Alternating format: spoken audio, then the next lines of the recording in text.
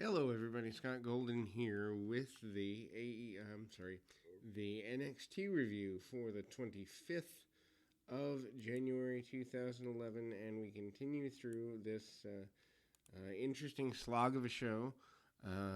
We are partway through season 5. There is issues in the back with the wonder that is problems between or challenges between Daniel Bryan and Derek Bateman.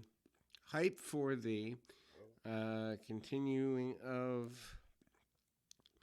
the trivia contest as it relates between the guys. Also, there's a promo contest. Awkward. Stump the Fink is basically the idea of the trivia contest. This goes on for a couple of minutes, leading to hype for a fatal four-way match. Saxton, Johnny Curtis, Brodus Clay, and Derek Bateman are in an elimination four-way match, which kind of here. Then Ted DiBiase is out, and he is the pro. He will end up facing off against a couple of people. Also, we go to the kiss of the Bellas, or one of the Bellas, and romance there. Actually, I think Gail Kim, that's from Raw. I mean, you look back, and WWE hasn't had compelling storylines for literally years at this point. Maybe the early 2000s, they had compelling stuff on a regular basis. However, this particular match, the Daniel Bryan and Ted DiBiase Jr. match, in itself is compelling in the ring. Bryan takes his man down, takes him down with a trip. We go to the outside after Bryan works the arm over a bit. Brodus Clay on the outside, still supporting his pro, although the dissension between him and DiBiase is pretty pronounced, and so they may not be together too terribly much longer here. Daniel Bryan again kind of works over the arm and kind of goes at things a little bit. Bridge out, neck bridges by Daniel Bryan. Bryan is a wonderful athlete, not a big surprise there. Ted DiBiase bails to the outside, tries to break the momentum, kicks by Daniel Bryan, and honestly, the idea that he is on this internet throwaway show just doesn't make sense to my brain. But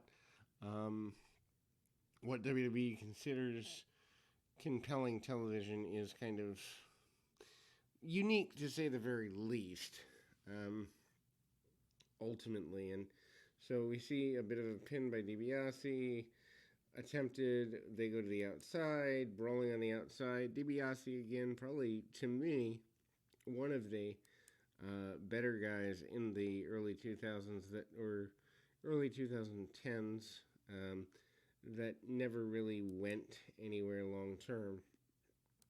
Ironic that he went off into his own business venture and kind of left wrestling behind. Maybe it's not for him. Maybe the business side of the business, so to speak, is insufficient for his liking.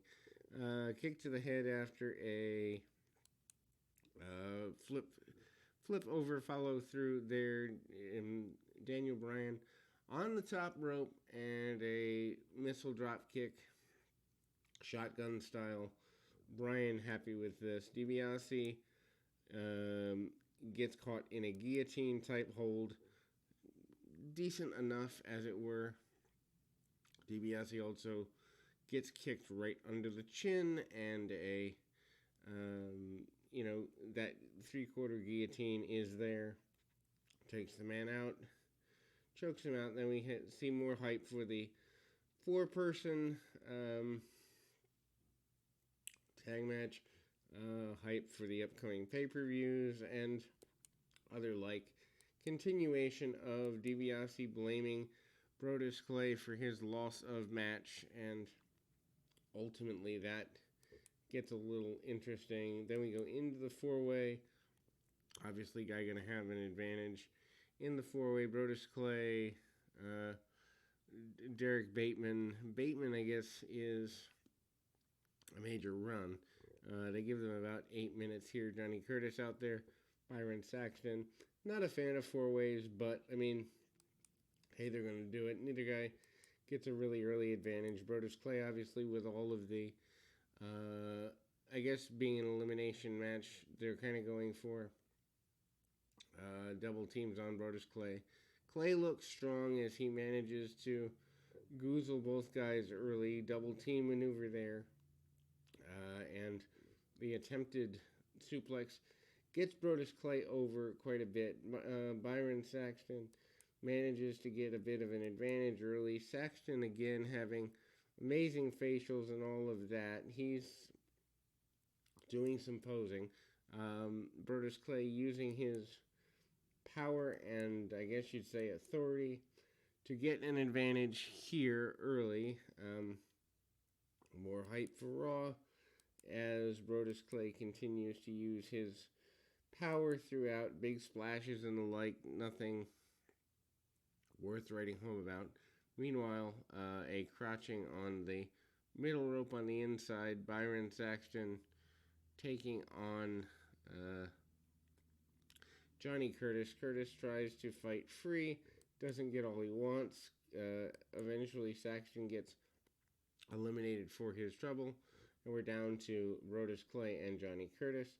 Clay kind of hooks on the nerve hold, tries to get an advantage. Curtis tries to create separation with strikes here and there. Doesn't get nearly all he wants. Distraction by one of the women on the Maurice on the outside, and then Brodus Clay post match fires DiBiase, hits him with the modified choke slam, and off we go into the Wild Blue Yonder of February.